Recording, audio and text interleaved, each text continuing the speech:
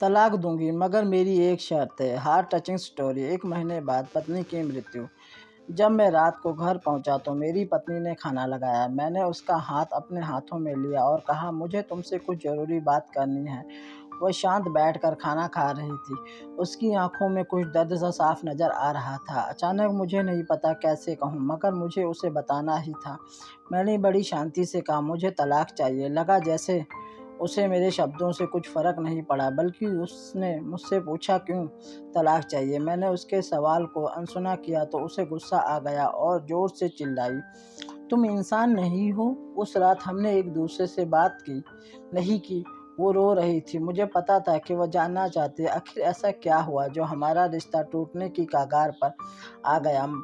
पर मेरे लिए उसके सवालों का जवाब दे पाना नामुमकिन था। मैं अब किसी और से प्यार करने लगा था।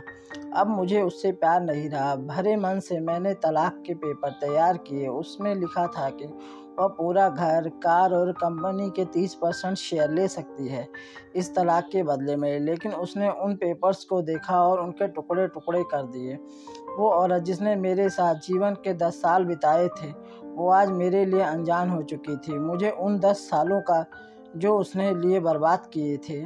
मगर मैं क्या करूं? जो हो चुका है उसे मैं बदल नहीं सकता, क्योंकि मैं किसी और से, अपनी पत्नी से भी ज़्यादा प्यार करने लगा था।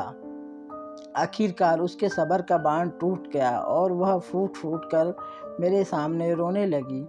मेरे लिए उसका रोना एक तरह से उसकी रिहाई की तरह था। तलाक की ये बात जो कई दिनों से मुझे परेशान कर रही थी, अब बिल्कुल साफ हो चुकी थी। अगले दिन मैं घर काफ़ी लेट आया। मैंने देखा कि वह टेबल पर बैठकर कुछ लिख रही थी। मैंने शाम का खाना नहीं खाया था, लेकिन फिर भी मैं सीधे ऊपर जाकर अपने कमरे में सो गया, क्योंकि पूरा दिन रिया के साथ रहने और कई जगह घूमने के बाद मैं थक गया था। वो शायद रात को उसी टेबल पर लिखते लिखते सो गई। सुबह उसने तलाक लेने की शर्त बताई। वो मुझसे कुछ भी लेना नहीं चाहती थी। उसे सिर्फ तलाक से पहले 1 महीने का समय चाहिए था। उसने आग्रह किया कि इस 1 महीने में हम दोनों वही पुराना वाला जीवन जिएं जितना संभव हो सके, क्योंकि आने वाले महीने में हमारे बेटे की परीक्षा है। वह नहीं चाहती कि हमारे टूटे रिश्ते का प्रभाव उसकी पढ़ाई पर पड़े। मुझे भी यह ठीक लगा, मगर वह कुछ और भी चाहती थी। जैसे शादी के दिन मैं उसे उठाकर अपने नयन कक्ष तक ले गया था, उसी तरह हर रोज़ 1 महीने तक मैं उसे नयन कक्ष से उठाकर मुख्य द्वार तक लेकर जाऊं। मुझे लगा यह पागलपन है, मगर इन आखिरी दिनों को थोड़ा अच्छा बनाने के लिए मैंने उसकी यह शर्त स्वीकार कर ली। रिया को अपनी पत्नी की सभी शर्तें बताई। वो हंसने लगी। उसे लगा मेरी पत्नी कितनी भी तरीके अपना ले, तलाक तो होना ही था। मेरी पत्नी और मैं किसी भी इस दौरान नहीं मिले थे, लेकिन उस दिन जब मैं उसे पहली बार उठाकर गेट तक लेकर गया तो एक पल हम दोनों काफ़ी अजीब महसूस कर रहे थे। पीछे से हमारा बेटा भी खिलखिलाकर खुश हो रहा था। अगले दिन यह काम थोड़ा सामान्य और आसान हो गया। वह मेरे सीने से लगी और मैं उसकी खुशबू महसूस कर रहा था।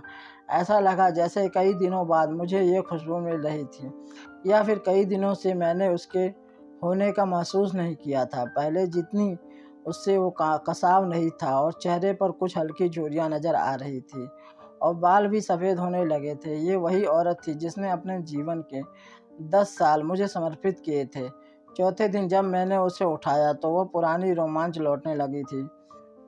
5वें और छठे दिन वो पुराना प्यार फिर जागने लगा। मैंने रिया को इस बारे में कुछ नहीं बताया था। अब उसे उठाना और आसान हो गया था। शायद हर रोज़ यह सब करने का मैं आदी हो गया था। एक दिन वह अपनी पसंद की साड़ी निकाल रही थी, लेकिन कुछ खास नहीं ढूंढ पाई। उसने सांस भरते हुए कहा कि उसके सारे कपड़े बड़े बढ़ने लगे हैं। तब मुझे पता चला कि वह काफ़ी दुबली हो गई है और इसलिए मैं उसे आसानी से उठा पा रहा था। मेरे दिल को एक झटका सा लगा। उसने अपने दिल में काफ़ी सारा दर्द छुपा रखा था। पता नहीं कैसे मैं आगे बढ़ा और उसके सिर को छू कर देखा। अचानक मेरा बेटा आया और बोला कि पापा, ये तो मम्मा को उठाकर बाहर ले जाने का समय हो गया है उसके लिए। अपने पापा द्वारा मम्मी को इस तरह उठाकर ले जाते हुए देखना जीवन का अभिन्न हिस्सा बन गया था। मेरी बीवी ने हमारे बच्चे को बुलाया और ज़ोर से उसे गले लगा लिया। मैंने अपना चेहरा दूसरी तरफ कर लिया। मुझे लगा कहीं मैं अपना निर्णय ना बदल लूँ। मैंने अपनी पत्नी को रोज़ की तरह उठाया और बेडरूम से सिटिंग रूम ले होते हुए हॉल तक लाया। उसने प्यार से अपनी दोनों हाथ मेरी गर्दन के आस-पास रख दिए। मैंने उसे ज़ोर से पकड़ रखा था, मगर उसका इतना कम वज़न मुझे परेशान कर रहा था। महीने का आखिरी दिन जब मैंने उसे उठाया, तो मेरे लिए एकदम भी चल पाना मुश्किल हो रहा था। हमारा बेटा स्कूल जा चुका था। मैं अपनी कार से ऑफ़िस गया और कार से कूदकर बाहर आ गया, बिना कार को लॉक किए। मुझे डर था कि अब एक पल की भी देरी मेरा इरादा बदल देगी। मैं ऊपर गया, रिया के दरवाज़ा खोला और मैंने उससे कहा, "सॉरी रिया, अब मैं अपनी पत्नी से तलाक नहीं लेना चाहता।" उसने मुझे देखा और मेरे सिर पर हाथ फेर कर कहा, "तुम्हें बुखार तो नहीं है?" मैंने उसका हाथ हटाया और कहा, "सॉरी रिया, अब मुझे अपनी पत्नी से तलाक नहीं चाहिए। हमारी शादीशुदा ज़िंदगी शायद हम दोनों के ध्यान न देने की वजह से बोरिंग हो गई थी। लेकिन इसका मतलब यह कतई नहीं कि हम एक-दूसरे से प्यार नहीं करते। अब मुझे एहसास हुआ है कि जिस दिन मैं उसे शादी करके अपने घर लाया था, उस दिन से जीवन के आखिरी दिन तक मुझे इसका साथ निभाना है।" रिया ने होश उड़ गए। उसने मुझे एक ज़ोरदार चाँटा जड़ दिया मेरे मुँह पर। वह रोने लगी और दरवाज़ा अंदर से बंद कर लिया। मैं सीढ़ियों से नीचे उतरा और आकर अपने कार में बैठ गया। आगे एक फूल वाले की दुकान पर रुका। अपनी प्यारी सी पत्नी के लिए एक सुंदर सा गुलदस्ता लिया। दुकानदार ने पूछा, "इस पर क्या लिखना है?" मैंने मुस्कुराते हुए कहा कि मैं तुम्हें जीवन के आखिरी दिन तक यूं ही उठाता रहूंगा, मेरी अर्धांगिनी। उस शाम जब मैं घर आया, हाथों में गुलदस्ता लिए, मेरे चेहरे पर एक मुस्कान थी। मैं ऊपर अपने कमरे की तरफ भाग कर गया, लेकिन तब तक वह मुझे छोड़कर इस दुनिया से जा चुकी थी, हमेशा के लिए। वह कई महीनों से कैंसर से लड़ रही थी, लेकिन मैं रिया के साथ इतना खोया हुआ था कि कभी ध्यान ही नहीं रहा। मुझे उसे पता था कि जल्द ही मुझे छोड़कर चली जाने वाली है, इसलिए वह मुझे और मेरे बेटे के रिश्ते को टूटने से बचाना चाहती थी।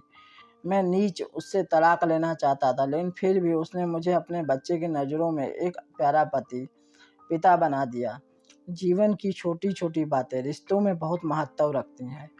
बड़ा घर, बड़ी कार और बैंक बैलेंस ये खुशियों का हिस्सा ज़रूर बन सकते हैं, मगर अपनों के बिना इनकी कोई कीमत नहीं। अगर यह कहानी पसंद आई हो तो दोस्तों, वीडियो को लाइक, शेयर और चैनल को सब्सक्राइब ज़रूर कर लें। धन्यवाद दोस्तों।